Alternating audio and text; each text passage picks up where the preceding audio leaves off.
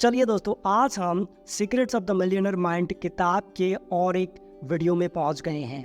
ये किताब 2 भाग में बांटा गया है। पहले के भाग जो है हम उसको पहले ही 2 वीडियो में कवर कर चुके हैं और दूसरा भाग जिसमें कि हम दौलत की 17 फाइलें सीखने वाले हैं, उसमें से 2 फाइलें हम इससे पहले के वीडियो में डिस्कस कर चुके हैं। अगर आप उस वीडियो को नहीं देखे हैं तो आप उस वीडियो को भी ज़रूर देखें।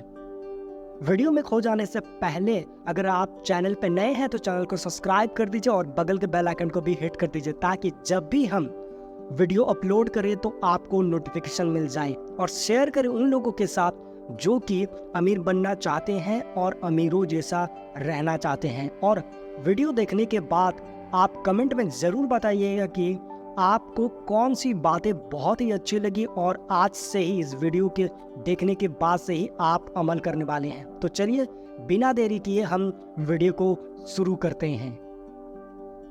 दौलत की फाइल 3। अमीर लोग अमीर बनने के प्रति समर्पित होते हैं, गरीब लोग अमीर बनना चाहते हैं। अगर आप लोगों से ये पूछे कि क्या वे अमीर बनना चाहते हैं तो ज़्यादातर लोग आपकी और ऐसे देखेंगे जैसे आप पागल हो गए हो। वो कहेंगे जाहिर है मैं अमीर बनना चाहता हूँ। बहरहाल सच्चाई ये है कि ज़्यादातर लोग वास्तव में अमीर नहीं बनना चाहते हैं। क्यों? क्योंकि उनके अवचेतन मन में दौलत की बहुत सारी नकारात्मक फाइलें रहती हैं जो उनसे कहती है कि अमीर बनने में कुछ गलत है। अपने मिलियनर माइंड इंसेंटिव सेमिनार में हम लोगों से एक सवाल पूछते हैं, अमीर बनने की कोशिश करने या अमीर बनने से जुड़ी कुछ संभावित नकारात्मक बातें क्या हैं? नीचे देखें कि इस बारे में कुछ लोग क्या कहते हैं। क्या आपको इनमें से किसी में अपने विचार दिख रहे हैं? अगर मैं दौलत कमाने के बाद उसे गंवा दूं तो क्या होगा? फिर मैं सचमुच असफल कहलाऊंगा। मुझे कभी पता ही नहीं चलेगा कि लोग मुझे पसंद करते हैं या मेरी दौलत को। मैं सबसे ऊंची टैक्स रेंज में पहुंच जाऊंगा और मुझे अपना आधा पैसा सरकार को देना पड़ेगा। इसमें बहुत ज़्यादा मेहनत है। इस कोशिश में मैं अपनी सेहत गंवा सकता हूं। मेरे दोस्त और परिवार वाले कहेंगे तुम्हें क्या लगता है तुम कौन हो, और मेरी आलोचना करेंगे। हर व्यक्ति मुझसे मदद की उम्मीद करेगा। मुझे लूटा जा सकता है, मेरे बच्चों का अपहरण हो सकता है। ये बहुत बड़ी जिम्मेदारी है। मुझे इतने सारे पैसे का प्रबंधन करना होगा। मुझे सचमुच निवेशों को समझना होगा। मुझे टैक्स के रणनीतियों और पूंजी की सुरक्षा की चिंता करनी पड़ेगी और मुझे महंगा अकाउंटेंट्स तथा वकीलों को फीस देनी पड़ेगी। उफ, कितनी मुसीबत का काम है। और सूची इसी तरह आगे बढ़ती चली जाती है। जैसा मैंने पहले जिक्र किया है, हम में से हर एक के दिमाग नाम की अलमारी में दौलत की एक फाइल होती है।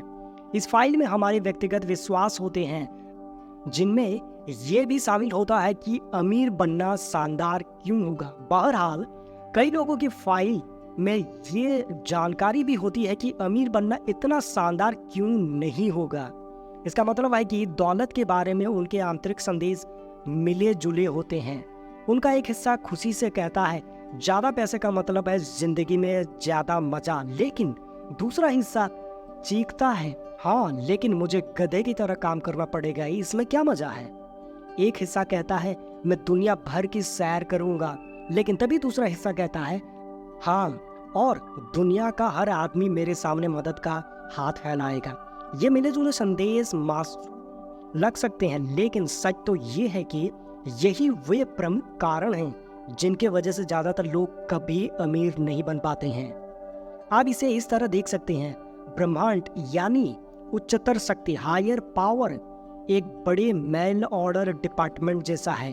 ब्रह्मांड लगातार आपकी और लोगों, घटनाओं और चीज़ों को भेज रहा है।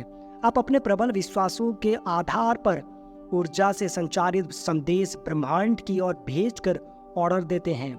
आकर्षण के नियम के आधार पर ब्रह्मांड आपके ऑर्डर को पूरा करने की सर्वश्रेष्ठ कोशिश करेगा। लेकिन अगर आपकी फाइल में मिले जुले संदेश हैं तो ब्रह्मांड ये समझ ही नहीं पाता है कि आप चाहते क्या हैं।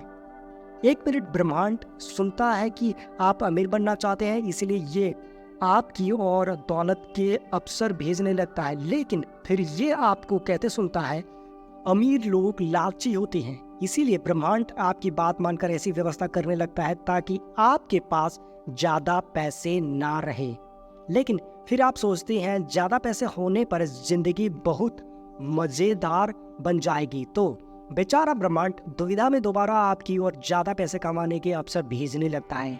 अगले दिन आप प्रेरणाहीन मूड में रहते हैं, इसीलिए आप सोचते हैं पैसा इतना महत्वपूर्ण नहीं है। हैरान परेशान ब्रह्मांड आखिरकार चीख उठता है, पहला फैसला कर लो, तुम जो चाहते हो वो मैं तुम्हें दे दूंगा, बस मुझे इतना बता दो कि तुम चाहते क्या हो। ज्यादातर लोगों को अपनी मनचाही चीज इस प्रमुख कारण से नहीं मिलती है क्योंकि उन्हें पता ही नहीं होता है कि वे क्या चाहते हैं। अमीर लोग पूरी तरह स्पष्ट होते हैं कि वे दौलत चाहते हैं, उनकी इच्छा अटल होती है, वे दौलत कमाने के लिए पूरी तरह समर्पित रहते हैं। जब तक तरीका कानूनी, नैतिक और सही हो, वे दौलत कमाने के लिए हर काम करने को तैयार रहते हैं। अमीर लोग ब्रह्मांड को मिले जुले संदेश नहीं भेजते हैं, गरीब लोग भेजते हैं। वैसे पिछला पैराग्राफ पढ़ते समय अगर आपके दिमाग के भीतर की धीमी आवाज ने कहा हो अमीर लोगों को इस बात की परवाह ही नहीं होती कि तरीका कानूनी, नैतिक और सही हो, तो आप निश्चित रूप से ये पुस्तक पढ़कर सही काम कर रहे हैं। आपको जल्दी ही पता चल जाएगा कि इस तरह सोचना कितना हानिकारक हो सकता है। दौलत का सिद्धांत। ज्यादातर लोगों को अपनी मनचाही चीज इस प्रमुख कारण से नहीं मिलती है कि क्योंकि उन्हें पता ही नहीं होता है कि वे क्या चाहते हैं। गरीब लोगों के पास बहुत से बहाने होते हैं कि सचमुच अमीर बनने में कितनी समस्याएं हो सकती हैं।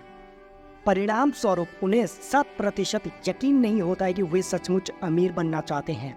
वे ब्रह्मांड को जो संदेश भेजते हैं वो दुविधापूर्ण होता है, दूसरों के प्रति उनका संदेश दुविधापूर्ण होता है। और ये सारी दुविधा क्यों होती है? क्योंकि खुद के प्रति उनका संदेश भी दुविधापूर्ण ही होता है। पहले हमने इरादे की शक्ति के बारे में बात की है। मैं जानता हूं कि इस पर यकीन करना मुश्किल हो सकता है, लेकिन आपको हमेशा वही मिलता है जो आप चाहते हैं। जो आप अवचेतन मन में चाहते हैं वो नहीं जो आप कहते हैं कि आपको चाहिए। हो सकता है आप जोर से इसका विरोध करते हुए प्रतिक्रिया करें, ये पागलपन भरी बात है, मैं भला वित्तीय मुश्किलें क्यों चाहूंगा? और आपसे मेरा सवाल भी ठीक यही है, मैं नहीं जानता आप वित्तीय मुश्किलें क्यों चाहेंगे। अगर आप कारण खोजना ही चाहते हैं तो मैं आपको मिलियनर माइंड इंसेंटिव सेमिनार में भाग लेने के लिए आमंत्रित करता हूं, जहां आप धन के अपने ब्लूप्रिंट को पहचानेंगे। जवाब आपके ठीक सामने होगा।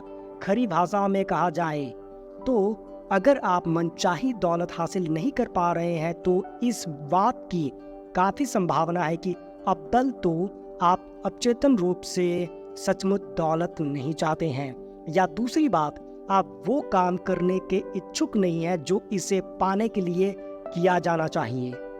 आइए इसे और टटोलते हैं। दरअसल तथाकथित चाह के 3 स्तर होते हैं। पहला स्तर है मैं अमीर बनना चाहता हूँ। इसका मतलब है मैं दौलत ले लूंगा मगर तभी जब ये मेरी गोद में गिरेगी। सिर्फ चाहना बेकार है। क्या आपने गौर किया है कि चाहने से हमेशा वो चीज मिल नहीं जाती है? इस बात पर भी ध्यान दें कि मिले बिना चाहने से चाहते और ज्यादा बढ़ जाती है। चाहना आदत बन जाता है और ये सिर्फ खुद की ओर ले जाता है। इस तरह एक ऐसा चक्र बन जाता है जो कहीं नहीं ले जाता है। सिर्फ चाहने भर से दौलत नहीं आ जाती है। इस बात की सच्चाई का सबूत क्या है? नजरें घुमाकर हकीकत देख ले।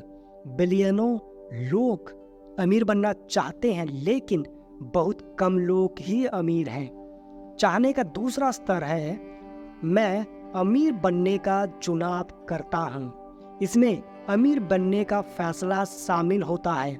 चुनाव करने में ज्यादा सशक्त ऊर्जा और इसके साथ अपनी वास्तविकता का निर्माण करने की जिम्मेदारी आप पर आ जाती है। फैसला, डिसीजन सब लैटिन शब्द डिसाइडर से आया है, जिसका मतलब है किसी भी अन्य विकल्प को खत्म कर देना। चुनना बेहतर तो है, लेकिन सर्वश्रेष्ठ नहीं। चाहने का तीसरा स्तर है मैं अमीर बनने के लिए समर्पित हूँ। समर्पण, कमिटमेंट शब्द की परिभाषा है बिना किसी संकोच के निष्ठापूर्वक पूरी तरह से जुट जाना। इसका मतलब है कोई कसर बाकी नहीं रखना। दौलत हासिल करने के लिए हर काम में अपना 100% योगदान देना। इसका मतलब है कि हर वो काम करने की इच्छा जो इसके लिए जरूरी हो, उतने समय तक करने की इच्छा जितने समय तक जरूरी हो। ये योद्धा का तरीका है। कोई बहाने, कोई अगर, कोई मगर, कोई शायद नहीं, और असफलता स्वीकार करने का कोई विकल्प नहीं है। योद्धा का तरीका आसान है। मैं या तो अमीर बनूंगा या इस कोशिश में मर जाऊंगा। मैं अमीर बनने के लिए समर्पित हूँ। खुद से ये कहने की कोशिश करें आपके सामने क्या आता है। कुछ लोगों के लिए ये शक्तिदायक होता है, बाकी लोगों को घबराहट महसूस होती है। ज्यादातर लोग कभी अमीर बनने के प्रति सचमुच समर्पित नहीं होते हैं। अगर आप उनसे पूछे क्या आप अपनी जिंदगी दांव पर लगा सकते हैं कि अगले 10 साल में आप दौलतमंद बन जाएंगे, तो ज्यादातर कहेंगे बिल्कुल नहीं। अमीर और गरीब लोगों के बीच यही फर्क है। लोग अमीर बनने के लिए सचमुच समर्पित नहीं होते, सिर्फ इसलिए वे अमीर नहीं हैं और उनके अमीर बनने की संभावना भी नहीं है। कुछ लोग कह सकते हैं, हार्प आप ये क्या कर रहे हैं? मैं दिन भर काम करता हूँ, मैं सचमुच कड़ी मेहनत करता हूँ, जाहिर है मैं अमीर बनने के लिए समर्पित हूँ। मेरा जवाब होगा, आप कोशिश कर रहे हैं, इसका कोई मतलब नहीं है। समर्पण की परिभाषा पूरी तरह से जुटना है। मुख्य शब्द पूरी तरह से है। इसका मतलब है कि आप हर चीज लगा रहे हैं, और मेरा मतलब है अपनी हर चीज। मैं जिन वित्तीय रूप से असफल लोगों को जानता हूँ, उनमें से ज्यादातर की सीमाएं हैं कि वे कितना काम करने के इच्छुक हैं, वे कितना जोखिम लेने के इच्छुक हैं, और वे कितना त्याग करने के इच्छुक हैं। हालांकि वे सोचते हैं कि वे सब कुछ करने के इच्छुक हैं, लेकिन गहरे सवाल पूछने पर मुझे हमेशा ये पता चलता है कि उनकी बहुत सी शर्तें हैं कि वे सफल होने के लिए क्या करेंगे और क्या नहीं करेंगे। मुझे आपको ये बताते हुए अफसोस है, लेकिन अमीर बनना बगीचे में टहलने जैसा नहीं है, और जो इससे अलग बात कहता है वो या तो मुझसे बहुत ज्यादा जानता है या फिर झूठ बोल रहा है। मेरा अनुभव है कि अमीर बनने के लिए एकाग्रता, साहस, ज्ञान, विशेषज्ञता, 100% प्रयास, कभी हार ना मानने के नजरिए और जाहिर है अमीर मानसिकता की जरूरत होती है। आपको अपने दिल की गहराई में यकीन करना होता है कि आप दौलत बना सकते हैं और आप पूरी तरह से इसके हकदार हैं। एक बार फिर इसका मतलब ये है कि अगर आप दौलतमंद बनने के लिए पूरी तरह और सचमुच समर्पित नहीं हैं, तो संभावना है कि आप बन भी नहीं पाएंगे। दौलत का सिद्धांत, अगर आप दौलतमंद बनने के लिए पूरी तरह और सचमुच समर्पित नहीं हैं, तो संभावना है कि आप बन भी नहीं पाएंगे। क्या आप हर दिन 16 घंटे काम करने के इच्छुक हैं? अमीर लोग होते हैं। क्या आप हर हफ्ते 7 दिन काम करने और अपने ज्यादातर वीकेंड्स की मौज मस्ती छोड़ने के इच्छुक हैं? अमीर लोग होते हैं। क्या आप अपने परिवार या मित्रों से मिलने और अपने मनोरंजन व शौक का त्याग करने के इच्छुक हैं? अमीर लोग होते हैं। क्या आप अपना सारा समय, ऊर्जा और शुरुआती पूंजी बिना लाभ की गारंटी वाले जोखिम भरे काम में लगाने के इच्छुक हैं? अमीर लोग होते हैं। अमीर लोग कुछ समय तक ये सब करने के इच्छुक रहते हैं। वे आशा करते हैं कि उनका लक्ष्य थोड़े समय में ही पूरा हो जाएगा, लेकिन अक्सर लंबा समय लगता है। अमीर लोग पूरे बताए गए सभी काम करने के लिए तैयार और इच्छुक होते हैं। क्या आप हैं? शायद आप खुशकिस्मत होंगे और आपको ज्यादा लंबे समय तक या मेहनत से काम नहीं करना पड़ेगा या किसी चीज का त्याग नहीं करना होगा। आप ऐसी कामना कर सकते हैं, लेकिन मुझे पता है कि ऐसा होगा नहीं। दोबारा बता दूं, अमीर लोग अपने लक्ष्य तक पहुंचने की खातिर जरूरी हर काम करने को समर्पित होते हैं। बात खत्म।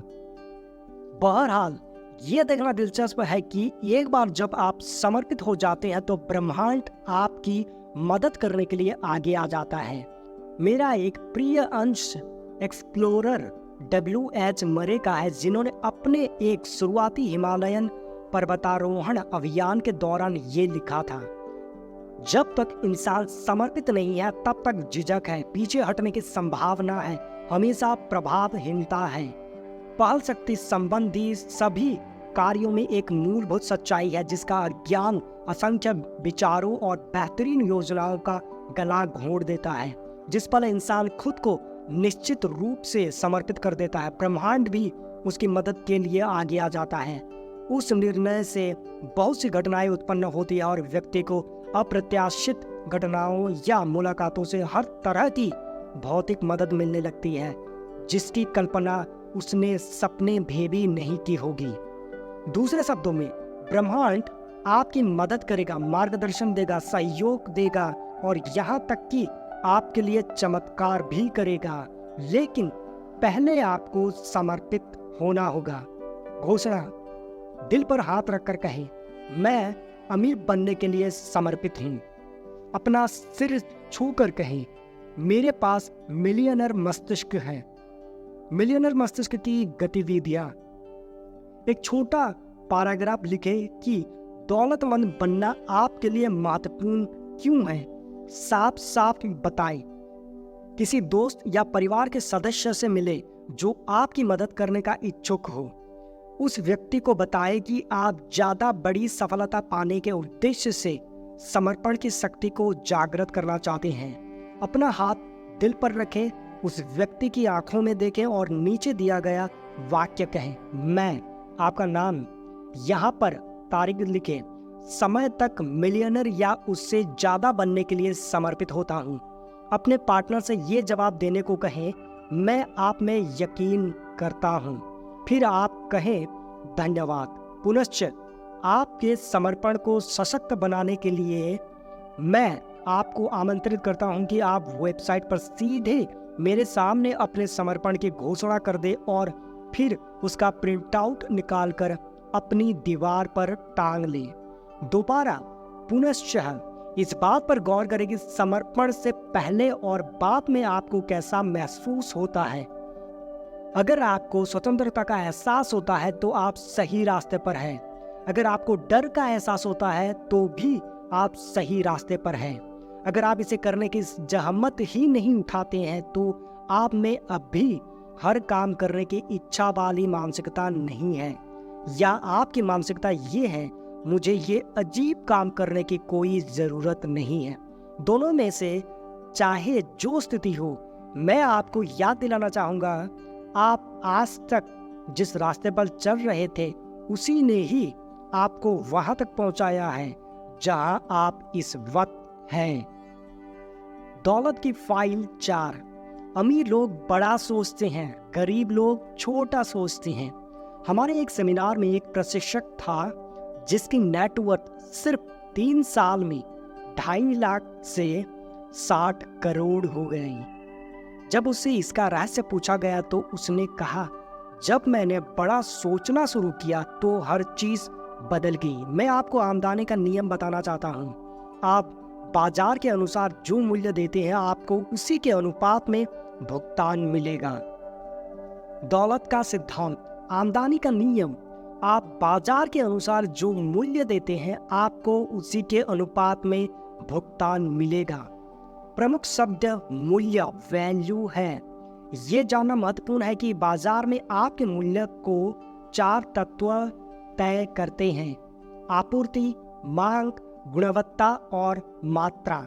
मेरे अनुभव में जो तत्व ज्यादातर लोगों के लिए सबसे बड़ी चुनौती पेश करता है वो है मात्रा, क्वांटिटी के तत्व का मतलब आसान है, आप अपने कितने मूल्य को बाजार तक सचमुच पहुंचाते हैं। इसे कहने का एक और तरीका ये है कि आप कितने लोगों की सेवा करते हैं या उन्हें प्रभावित करते हैं। उदाहरण के लिए, मेरे बिजनेस में कुछ प्रशिक्षक एक समय में 20 लोगों के छोटे समूहों को सिखाना पसंद करते हैं। कई प्रशिक्षक कमरे में 100 प्रतिभागियों के साथ आरामदेह होते हैं, बाकी 500 लोगों को सिखाना पसंद करते हैं और कुछ तो 1000 से 5000 या इससे ज़्यादा प्रतिभागियों को सिखाना पसंद करते हैं। क्या इन प्रशिक्षकों की आमदनी में अंतर है? बिल्कुल है। नेटवर्क मार्केटिंग बिजनेस पर गौर करें। अगर एक व्यक्ति की डाउनलाइन में 10 लोग हो और दूसरे व्यक्ति के डाउनलाइन में 10,000 लोग हो, तो क्या उनकी आय में अंतर होगा? निश्चित रूप से होगा। इस पुस्तक की शुरुआत में मैंने जिक्र किया था कि मैं रिटेल फिटनेस स्टोर्स की चेन का मालिक था। जिस पल मैंने इस बिजनेस में जाने का विचार किया, उसी पल से मेरा इरादा 100 सफल स्टोर खोलकर लाखों लोगों को प्रभावित करना था। दूसरी तरफ मुझसे 6 महीने बाद काम शुरू करने वाली मेरी प्रतियोगी का इरादा सिर्फ एक सफल स्टोर खोलना था। अंत में उसे अच्छी आमदनी मिली, जबकि मैं अमीर बन गया। आप अपनी जिंदगी कैसे जीना चाहते हैं? आप खेल को कैसे खेलना चाहते हैं? आप मेजर लीग में खेलना चाहते हैं या माइनर लीग में? बड़े बड़ों में या छोट भाइयों में? आप बड़ा खेलना चाहते हैं या छोटा? चुनाव आपका है। ज्यादातर लोग छोटा खेलने का चुनाव करते हैं। क्यों? पहली बात तो डर के कारण। वे असफलता से बुरी तरह घबराते हैं, जबकि सफलता से तो और भी ज्यादा घबराते हैं। दूसरी बात, लोग छोटा इसलिए खेलते हैं क्योंकि वे छोटा महसूस करते हैं। वे नाकाबिल महसूस करते हैं। वे ऐसा महसूस नहीं करते जैसे वे पर्याप्त अच्छे या महत्वपूर्ण हो, जो दूसरों के जीवन में वास्तविक अंतर ला सकते हो। लेकिन ये जान ले, आपका जीवन सिर्फ आपके लिए ही नहीं है, ये दूसरों को योगदान देने के लिए भी है। ये अपने मिशन के प्रति सच्चा होने के लिए है। इस समय धरती पर आपके रहने के पीछे जो कारण है उसे जीने के बारे में है। ये दुनिया के पजल में अपना टुकड़ा जोड़ने के बारे में है। लोग अपने अहंग में फंसकर ये मानने लगते हैं कि हर चीज मेरे मेरे और सिर्फ मेरे चारों ओर तरफ घूमती है। लेकिन अगर आप सच्चे अर्थों में अमीर बनना चाहते हो तो ये सिर्फ आपके बारे में नहीं हो सकता। इसमें तो दूसरों के जीवन में सकारात्मक योगदान देना शामिल होगा। हमारे समय के एक महान आविष्कारक और दार्शनिक बकमिंस्टर फूलर ने कहा है, हमारे जीवन का उद्देश्य इस पीढ़ी और आगे आने वाली पीढ़ियों के लोगों का मूल्य बढ़ाना है। हम इस धरती पर अपने नैसर्गिक गुण लेकर आते हैं, यानी हम कुछ चीजों में स्वाभाविक रूप से निपुण होते हैं। ये उपहार आपको किसी खास कारण से दिए गए हैं। इनका उपयोग करने तथा दूसरों को लाभ पहुंचाने के लिए सोच से पता चला है कि सबसे सुखी लोग वे होते हैं जो अपने नैसर्गिक गुणों का अधिकतम उपयोग करते हैं। जीवन में आपके मिशन का एक हिस्सा ज्यादा से ज्यादा लोगों तक अपने नैसर्गिक गुणों का लाभ पहुंचाना और उनका मूल्य बढ़ाना होना चाहिए। इसका मतलब है आपको बड़ा खेलने की इच्छा रखनी होगी। क्या आप उद्यमी की परिभाषा जानते हैं? हम अपने कोर्स में इस परिभाषा का प्रयोग करते हैं, जो दूसरों की समस्याएं लाभ के साथ सुलझाता है। ये सही है, उद्यमी समस्या सुलझाने वाले से ज्यादा कुछ नहीं है। तो मैं आपको सवाल पूछता हूँ, आप ज्यादा लोगों के लिए समस्याएं सुलझाएंगे या कम लोगों के लिए? अगर आपका जवाब ज्यादा है तो आपको ज्यादा बड़ा सोचने की जरूरत होगी और आपको बहुत बड़ी संख्या में हजारों यहाँ तक कि लाखों लोगों की मदद करने का फैसला करना होगा। परिणाम स्वरूप आप जितने ज्यादा लोगों की मदद करेंगे, आप उतने ही ज्यादा समृद्ध बन जाएंगे, मानसिक रूप से, भावनात्मक रूप से, आध्यात्मिक रूप से और बेशक आर्थिक रूप से भी। इसे समझने में कोई गलती ना करें। इस धरती पर हर व्यक्ति का एक मिशन या उद्देश्य है। अगर आप इस वक्त जिंदा हैं तो इसका कोई कारण है। रिचर्ड बाक ने अपनी पुस्तक जोनाथन लिविंगस्टन सिगल में पूछा है, मुझे कैसे पता चलेगा कि मेरा मिशन पूरा हो गया है? जवाब, अगर आप अब भी सांस ले रहे हैं तो आपका मिशन पूरा नहीं हुआ है। मैं देखता हूँ कि बहुत से लोग अपना काम नहीं कर रहे हैं, बहुत से लोग अपने कर्तव्य या संस्कृत भाषा के धर्म को नहीं निभा रहे हैं। मैं देखता हूँ कि बहुत से लोग बहुत छोटे खेल खेल रहे हैं और बहुत से लोग अपने डर पर आधारित अहं के स्वरूपों को खुद पर शासन करने दे रहे हैं। परिणाम ये है कि हम में से ज्यादातर लोग अपनी पूरी क्षमता तक नहीं पहुंच पा रहे हैं, अपने जीवन के संदर्भ में भी और दूसरों के प्रति अपने योगदान के मामले में भी। मूल मुद्दा ये है कि अगर आप नहीं तो फिर कौन? एक बार फिर हर व्यक्ति का अपना अनूठा उद्देश्य होता है। हो सकता है आप रियल एस्टेट निवेशक हो और मकान खरीदकर उन्हें किराए पर उठाते हो तथा कैश फ्लो या मूल्य वृद्धि का लाभ उठाते हो। आपका मिशन क्या है? आप कैसे मदद करते हैं? इस बात की अच्छी संभावना है कि आप सस्ते मकान खोजने में परिवारों की मदद करके अपने समुदाय का मूल्य बढ़ा रहे हैं जो इसके बिना उन्हें नहीं मिल सकते थे। अब सवाल यह है कि आप कितने लोगों की मदद कर सकते हैं? क्या आप 1 के बजाय 10 की, 10 के बजाय 20 की, 20 के बजाय 100 की मदद करने के इच्छुक हैं? बड़े खेल से मेरा यही मतलब है। अपनी अद्भुत पुस्तक ए रिटर्न टू लव में मेरियन विलियमसन ने इसे इस तरह लिखा है, आप ईश्वर की संतान हैं। आपके छोटा खेलने से दुनिया का भला नहीं होता है। बाकी लोग आपके आसपास असुरक्षित महसूस न करें, यह सोचकर सिकुड़ने में कोई दिव्यता नहीं है। हमारे रचयिता का इरादा ये था कि हम सभी उसी तरह चमके जिस तरह बच्चे चमकते हैं। हम ईश्वर की दिव्यता को प्रकट करने के लिए पैदा हुए हैं जो हमारे भीतर है। ये हम में से सिर्फ कुछ लोगों में नहीं है, ये हर एक में है। और जब हम अपनी खुद की रोशनी को चमकने देते हैं तो हम अचेतन रूप से दूसरे लोगों को भी ऐसा ही करने की अनुमति दे देते हैं। जब हम अपने खुद के डर से मुक्त होते हैं तो हमारी उपस्थिति अपने आप दूसरों को मुक्त कर देती है। दुनिया को इस बात की जरूरत नहीं है कि इसके ज्यादातर लोग छोटा खेलें। ये छिपना बंद करने और बाहर कदम रखने का समय है। ये अपनी जरूरतों को छोड़ने और नेतृत्व करने का समय है।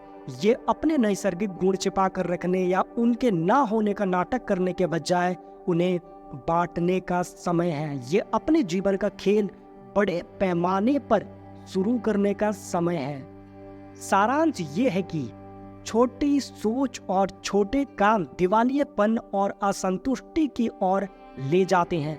बड़ी सोच और बड़े काम दौलत या सार्थकता की ओर ले जाते हैं। चुनाव आपका है। घोषणा दिल पर हाथ रखकर कहें, मैं बड़ा सोचता हूँ, मैं हजारों लोगों की मदद करने का चुनाव करता हूँ।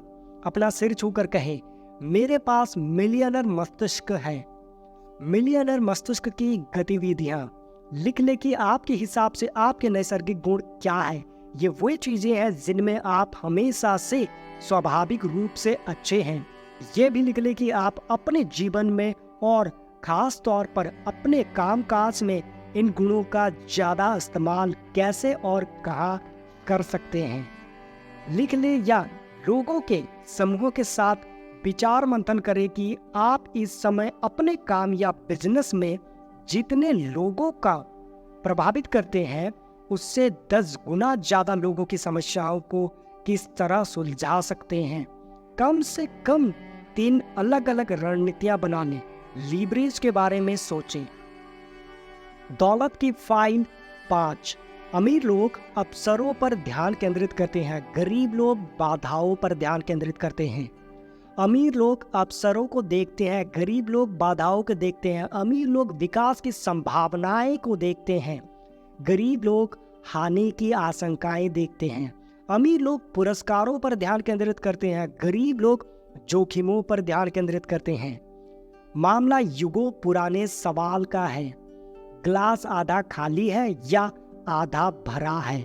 लेकिन यहाँ हम सकारात्मक चिंतन की बात नहीं कर रहे हैं, हम तो दुनिया को देखने के आपके आदतन दृष्टिकोण की बात कर रहे हैं। गरीब लोग डर के आधार पर विकल्प चुनते हैं। उनका दिमाग लगातार ये खोजता है कि किसी स्थिति में क्या गलत है या क्या गलत हो सकता है। उनकी मूलभूत मानसिकता होती है, अगर ये काम नहीं करेगा तो क्या होगा, या अक्सर ये काम नहीं करेगा। मध्यवर्गीय लोग थोड़े ज्यादा आशावादी होते हैं। उनकी मानसिकता होती है, मुझे उम्मीद है कि ये काम करेगा।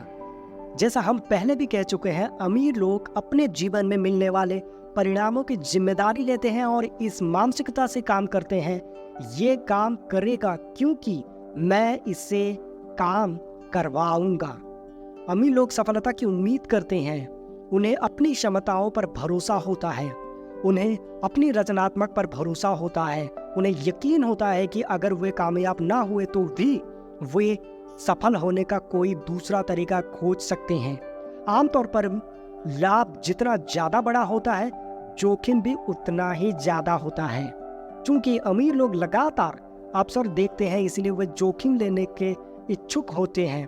अमीरों को यकीन होता है कि अगर बुरे से बुरा भी हो जाए तो भी वे हमेशा अपनी दौलत वापस पा सकते हैं। दूसरी तरफ गरीब लोग असफलता के बारे में लगातार आशंकित रहते हैं। उन्हें खुद पर और अपनी योग्यताओं पर भरोसा नहीं होता है। गरीब लोग ये मानते हैं कि अगर स्थिति गड़बड़ हो गई तो वे तबाह हो जाएंगे। क्योंकि वे लगातार बाधाओं को देखते हैं, इसीलिए वे आमतौर पर जोखिम लेने के अनिच्छुक होते हैं। जोखिम नहीं तो लाभ नहीं।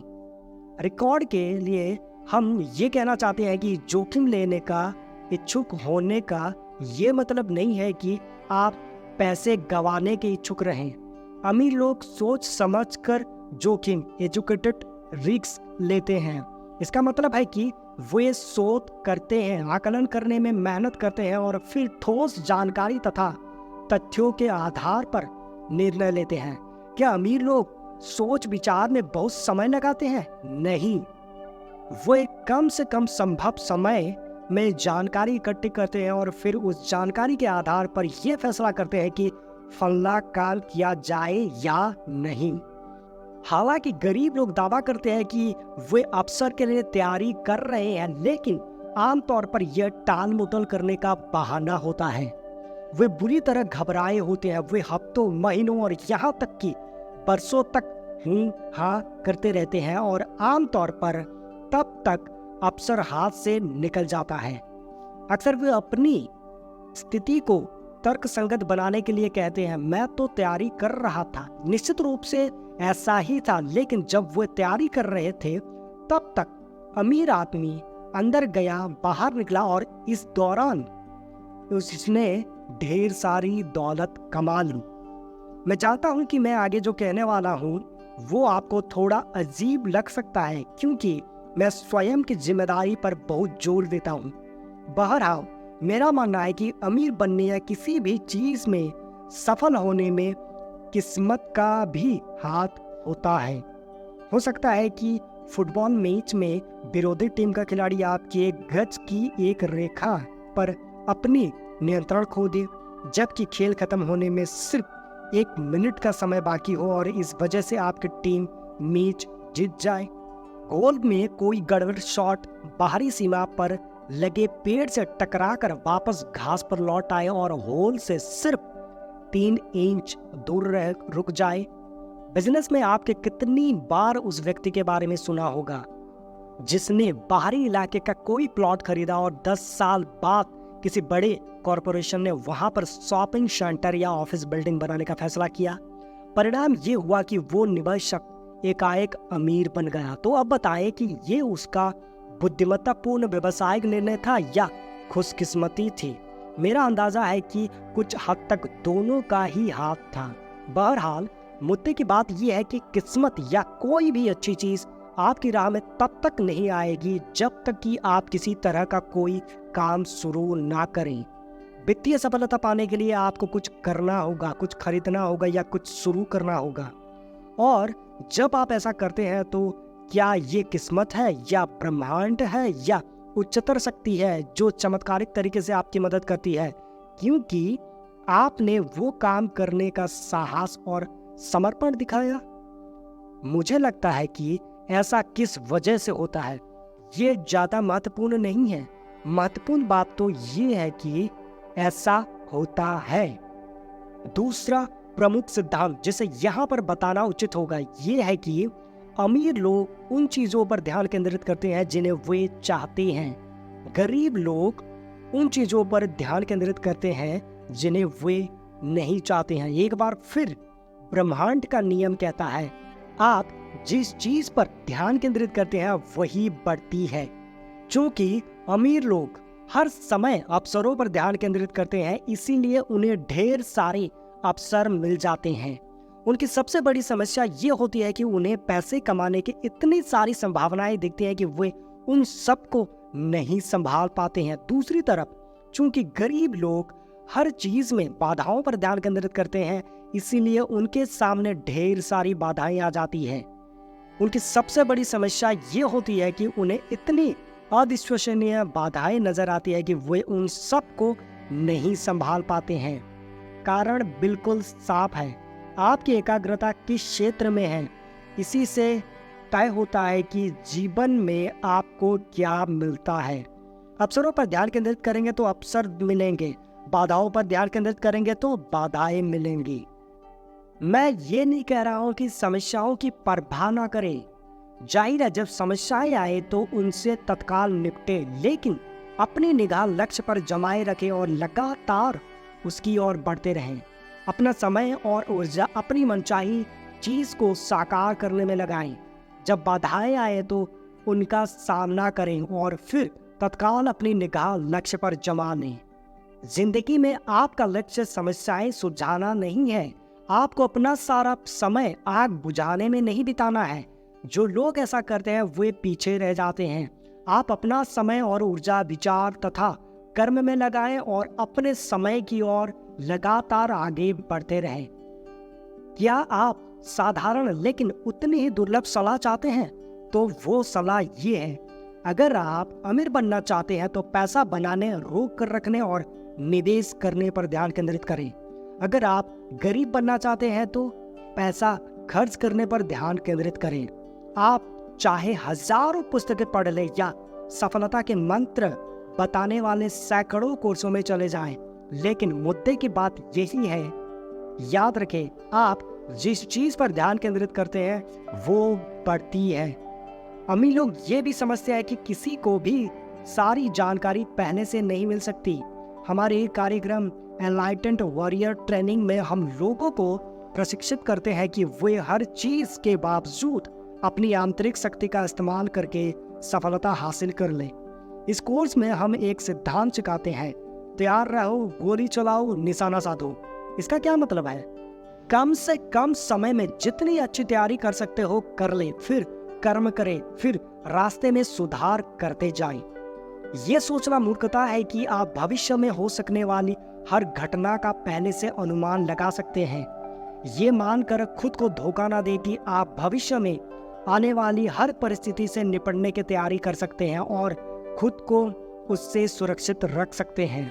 क्या आप जानते हैं कि ब्रह्मांड में सीधी लकीरें नहीं होती हैं? जिंदगी बिल्कुल सीधी लकीरों में नहीं चलती है। ये तो बलखाती नदी की तरह बहती है। अक्सर आपको सिर्फ अगला मोड़ ही दिखता है और वहां पहुंचने के बाद आप उससे आगे का दृश्य देख सकते हैं। विचार ये है कि आपके पास जो भी हो, आप जहां भी हो, खेल में उतर जाएं। मैं इसे गलियारे में प्रवेश करना कहता हूं।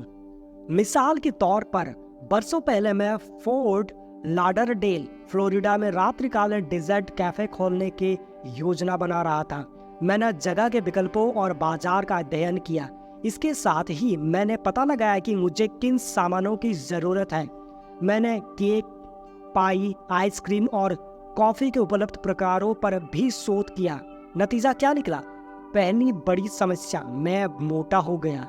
शोध के चक्कर में खाने पीने से मुझे कोई मदद नहीं मिली थी, तो मैंने खुद से पूछा, हार्प, इस बिजनेस का अध्ययन करने का सबसे अच्छा तरीका क्या है?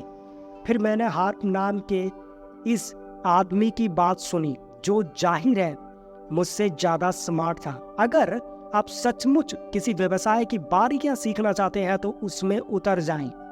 उसको पहले दिन से ही उसका मालिक बनने की जरूरत नहीं है। उस बिजनेस में नौकरी कर लो और गलियारे में पहुंच जाओ। आप किसी रेस्टोरेंट में झाड़ू लगाकर या बर्तन मांजकर उसके बारे में जितना जानेंगे उतना बाहर रहकर 10 साल के शोध में भी नहीं जान पाएंगे। मैंने आपको बताया था ना कि वो मुझसे बहुत स्मार्ट था और मैंने यही किया। मैंने मदर बटल्स पाई शॉप में नौकरी कर ली। काश मैं आपको बता सकता कि उन्होंने तत्काल मेरे बेहतरीन गुणों को पहचान लिया और पहले दिन ही मुझे सीईओ बना दिया। लेकिन न जाने क्यों वे मेरे प्रशासनिक नेतृत्व गुणों को नहीं देख पाए या उन्होंने उनकी परवाह ही नहीं की और इसीलिए मैंने बॉस बॉय के रूप में काम शुरू किया। हाँ, फर्श पर झाड़ू लगाना और झूठे बर्तन हटाना। इरादे की शक्ति भी कितनी मजेदार ढंग से काम करती है ना?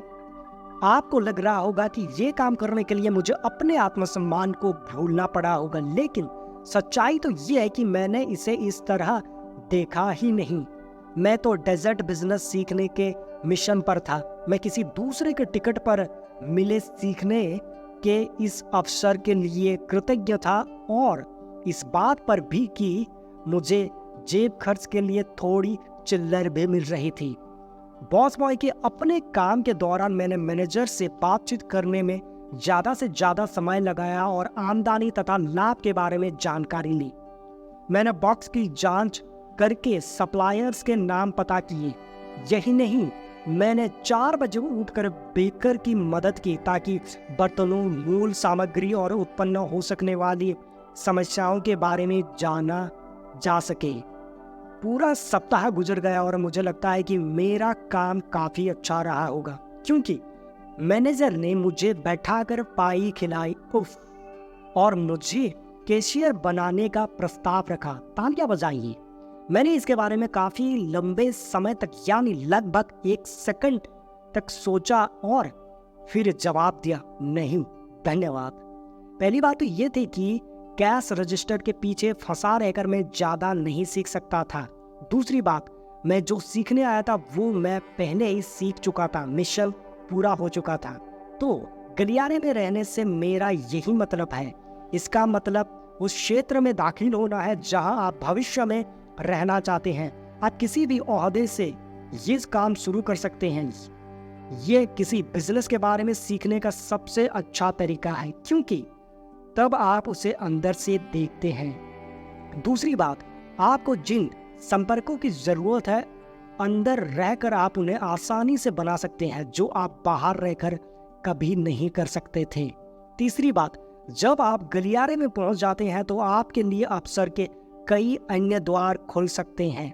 यानी एक बार जब आप देख लेते हैं कि सचमुच क्या हो रहा है तो हो सकता है कि आपको उस बिजनेस का कोई खास क्षेत्र पता लग जाए जिस पर आपने पहले ध्यान नहीं दिया था। चौथी बात, आपको ये पता लग सकता है कि आप असल में उस बिजनेस को पसंद ही नहीं करते हैं और ईश्वर का शुक्र है कि आपको ये बात ज्यादा गहराई में गए बिना ही पता चल गई। तो मेरे मामले में इनमें से क्या हुआ, जब मैं मदर बटल्स से बाहर निकला तो मुझसे पाई की गंध या शक्ल बर्दाश्त ही नहीं हुई। दूसरी बात, मेरे काम छोड़ने के अगले ही दिन बेकर भी काम छोड़कर चला गया।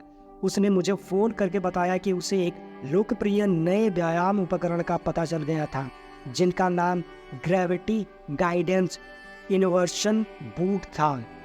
आपने अमेरिकन जिगोलो फिल्म में रिचर्ड गैर को इन्हें पहनकर उल्टा लटकते देखा होगा। बेकर ये जानना चाहता था कि क्या उन जूतों में मेरी दिलचस्पी है। जूते देखकर मैंने फैसला किया कि जूते तो पटाखा थे लेकिन वो बेकर जोरदार नहीं था, इसलिए मैं अपने दम पर ही ये काम करने लगा। मैं वे जूते स्पोर्टिंग गुड्स और डिपार्टमेंट स्टोर्स में बेचने लगा। मैंने गौर किया कि इन रिटेल आउटलेट्स में एक चीज समान थी, घटिया व्यायाम उपकरण। मेरे दिमाग में घंटी तेजी से बजने लगी, अवसर अवसर अवसर। अजीब बात यह है कि चीजें किस तरह होती है। व्यायाम उपकरण बेचने के इस पहले अनुभव ने मुझे अंततः नॉर्थ अमेरिका का शुरुआती रिटेल फिटनेस स्टोर खोलने की ओर पहुंचाया और अपना पहला मिलियन कमाने की ओर भी। जरा सोचिए, ये सब इसलिए शुरू हुआ क्योंकि मैंने मदर बटल्स पाइनीज शॉप में बॉस बॉय का काम किया था। सबक आसान है, गलियारे में पहुंच जाएं। आपको कभी भी पता नहीं होता है कि आपके लिए कौन से दरवाजे खुल जाएंगे। मेरा एक सूत्र वाक्य है, सक्रियता हमेशा निष्क्रियता को हरा देती है। अमीर लोग शुरू कर देते हैं।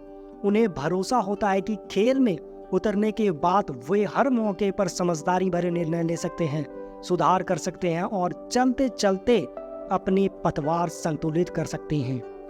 गरीब लोगों को खुद पर या अपनी योग्यताओं पर भरोसा नहीं होता है, इसलिए वे मानते हैं कि उन्हें हर चीज पहले से ही पता होनी चाहिए, जो लगभग असंभव है। इस दौरान वे कोई सक्रिय तैयारी नहीं करते हैं, जबकि अमीर लोग तैयार रहो, गोली चलाओ, निशाना साधो के सकारात्मक नजरिए के चलते कदम उठा लेते हैं और आमतौर पर जीत भी जाते हैं।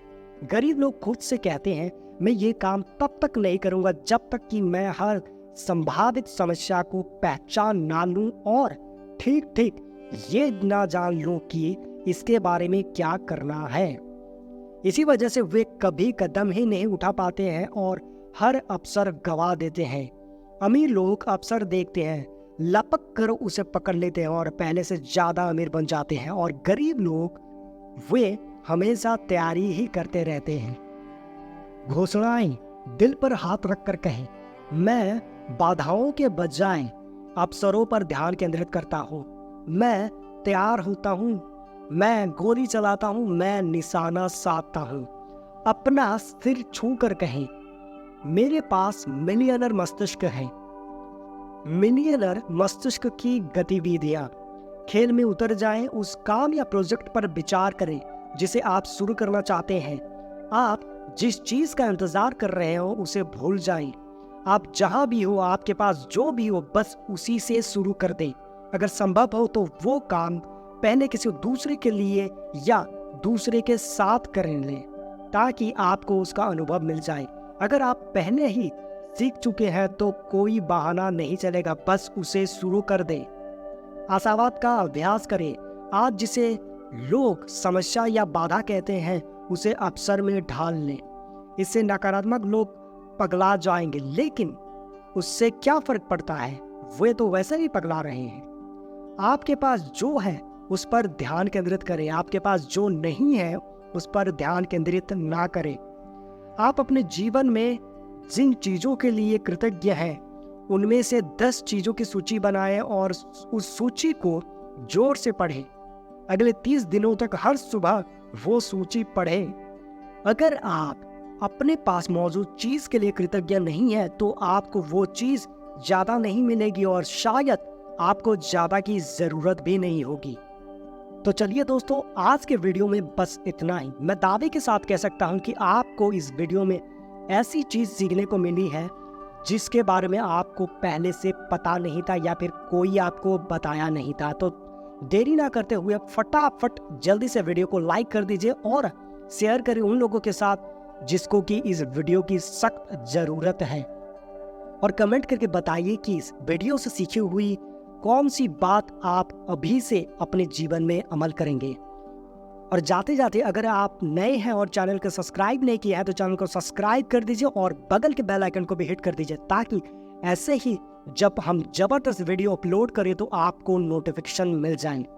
मेरी बातों को ध्यान से सुनने के लिए और इस वीडियो को ध्यान से देखने के लिए आपको बहुत बहुत धन्यवाद। तो मिलते हैं चलिए अगले वीडियो पर, तब तक के लिए thank you so much, bye bye.